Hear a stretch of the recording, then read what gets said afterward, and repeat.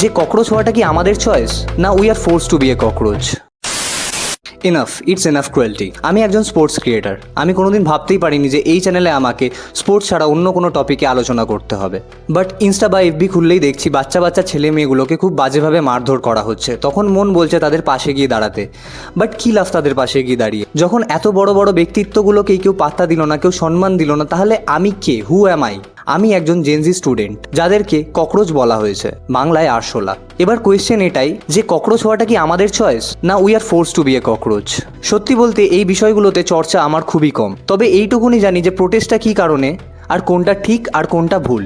একটা শান্তিপূর্ণ প্রোটেস্টে tear gas বা লাঠিচার্জ কোনো দিক থেকেই হিউম্যানিটি নয়। আমার মতো যারা ওয়েস্ট বেঙ্গল বা অন্য কোনো স্টেটে থাকো, যারা ফিজিক্যালি স্টুডেন্টদেরকে সাপোর্ট করতে পারছো না আজকের দিনে, তারা নিজের ফোনে নিজের বক্তব্য রেকর্ড করে অনলাইনে ছাড়ো। যদি সেটা না পারো তাহলে কিছু একটা লেখো। আর যদি সেটাও না পেরে থাকো তাহলে যারা এই জিনিসগুলো করছে তাদেরকে সাপোর্ট করো, তাদের ভিডিও শেয়ার করো। এতে কি হবে, যারা এই জিনিসগুলো নিয়ে ভিডিও ক্রিয়েট করছে বা এদেরকে সাপোর্ট করছে বাই ভিডিওস, এরা এনকারেজমেন্ট পাবে, এরা সাপোর্ট পাবে। তোমার একটা সাপোর্ট বা লাইকই হতে পারে রেভলিউশন। Do support. জয় ভীম, জয় ভারত।